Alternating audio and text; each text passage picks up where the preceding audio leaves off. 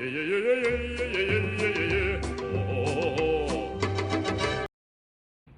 everybody, gonna be installing some more parts today. We're actually at the river house out here on the Colorado River, and we thought it would be cool because we already had the 6x6 up here to install some new lighting.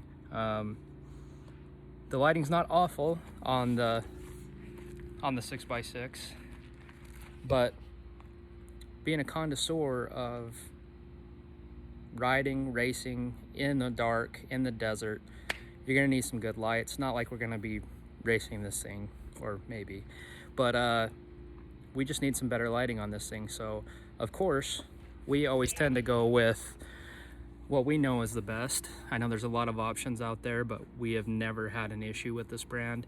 I feel that they build the best parts. Rachel does too, everyone on the team does. So we were able to pick up some XL80 lights from Baja Designs. So you can see here, this is a driving combo. So we got the spot and the flood built in. We have two of these bad boys, and where we're gonna put them is right here. I know I'm trying to keep this build to where we don't have to do any mods, but I feel like this is a simple enough mod to where we're just basically going to be putting on the brackets. So we got these brackets. If I can, I'll try to utilize one of these holes and then just drill another one if we can, and then just see what happens. But the best thing about Baja Designs is that literally, and you'll see here in a minute, I would do it, but I'm pretty sure I'm gonna drop one of these lights and I'll be real pissed. But here we go. This is one of the best things about Baja Designs. Other brands are probably doing this, but they've been the innovators for so long on a lot of this stuff that it's all plug and play. So we got our positive and negative cable. We have a switch ready to go. I just have to drill a little hole in there in the cab, and there's a spot in there. I'm going to show you where I want to put this thing. It's going to work out really nice, so let's get to it.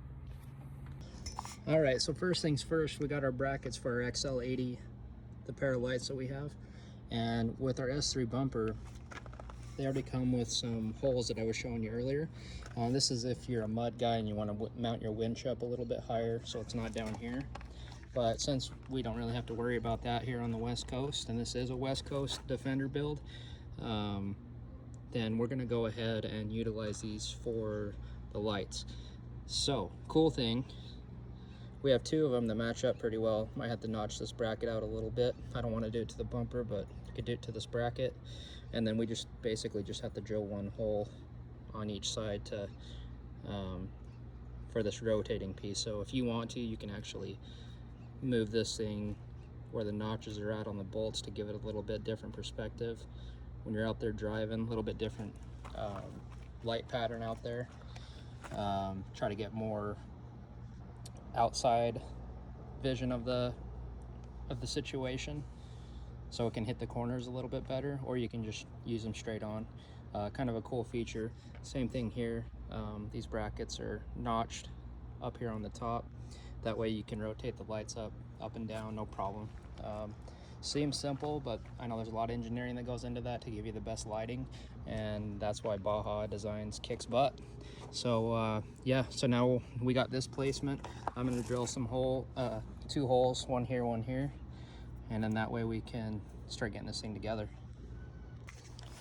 All right, so I'm gonna start out with, probably should drill a pilot. I'm lazy. So I'm gonna start with a 1/4 inch drill bit, and I've already marked it. See that? I just kind of ran it what I think is straight, and it probably won't be perfect, or it might. I might get lucky. So I'm gonna drill that out right now. I'll do it to both sides, and we'll see how that turns out.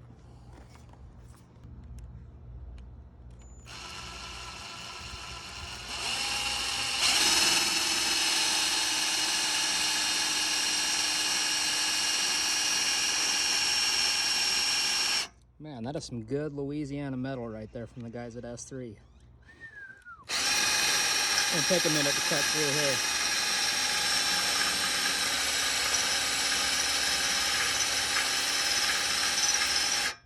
And I know you guys are gonna yell at me for not having any lube, for not doing a pilot.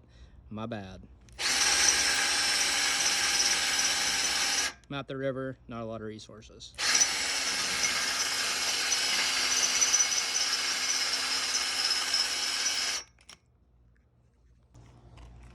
All right, we got that other hole cut.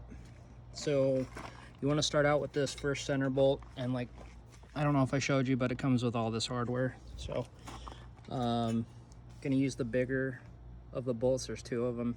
Got a washer, and then down here obviously we got, where is it, we got the locking nut and another washer down there. So we're gonna get 2 more bolts in here so we can get that side to side movement like I talked about, and I'll drill out this side, do all that work, and then I'll show you what they look like when they're all done and mounted. All right, got them mounted up. I'm just putting these straight for right now. I don't know if I'll ever like adjust them out to see the edges and everything. It's not like I'm gonna be doing the same speed we do in the X3 out there in the desert, so just probably gonna run them straight. Now we're gonna mount up the pods and turn it loose sunlight, so hopefully I can get this all done before that happens. All right, so we got these mounted up. They're loose, but I wanted to leave them loose so we can figure out where we need to put them when it gets dark. But anyways, one thing to note, there's washer on both sides. These are not connected to this mount at all, so it's a little tricky to get that inner washer in there, but it is important that they're in there. It's the same on all 4 of the bolts on each light. So make sure that you have all the washers on there, inside and out. That way this thing can flow and move like it's supposed to until you get it all tightened down. You don't want to damage this light pod. All right, so on the 6x6, it's got a nice little hood that you can just sit up there and latch, but need to put that back where it goes. But so now we're going to start putting the harness together. So Can-Am's got this pretty slick. I'm gonna hook it up to the same post. We got the negative here, positive. Same setup that they use on the winch, and then we'll be able to run the light setup. Probably needs to go through the firewall, so probably right down through here we can fish it in, get it into the cab. So we'll start doing that now. All right, next thing we need to do is we need to get into this center piece here. So first thing to access that is we need to get this battery box tray cover removed, just like so. Put that up there. I'll lose that for sure.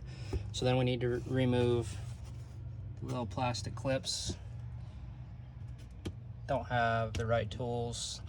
I got a sweet tool that'll pull these out no problem, but you can usually use a pair of dikes, or you can use a screwdriver and try to stab yourself. So I'll probably try to use dikes to get those off. And then we're gonna have 20mm Torx head bolts. I think there's around 6 or 7 of them to remove that, and that'll reveal a hole in here where we can run the wire down through, back up, and right here where I'm gonna mount that right there, so I'm gonna have to drill that out. So since it's a round toggle switch instead of a rocker switch, so let's get to it. All right, so I ran out of time as far as the sun going down last night, so I decided to wait so I could show you guys how I actually ran this wire. So anyways, let me hop out here real quick. So right here, you can see that there's a hole. Ran it through the bottom there, which then you can see the wire right here that runs right into the firewall.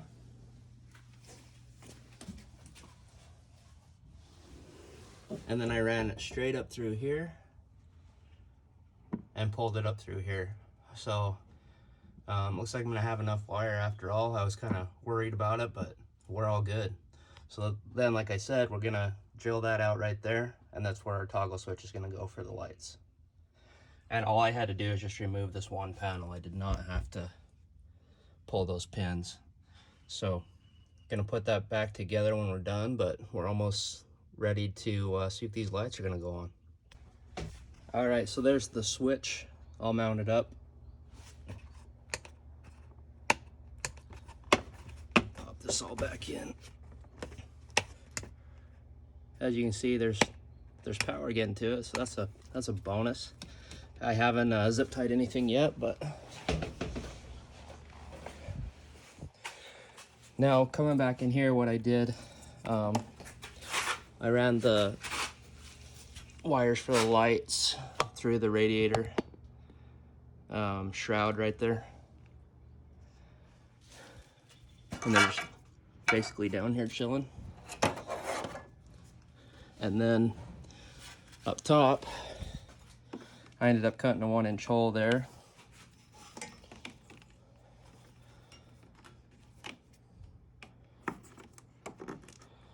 That way I could put these down through so we can get our light connection.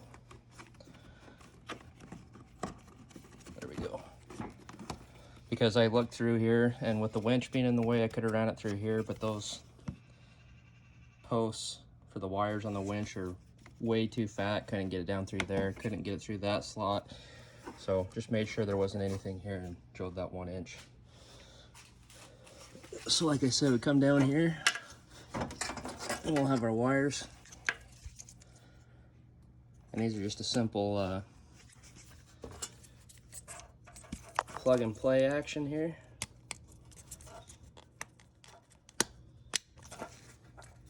There's one light.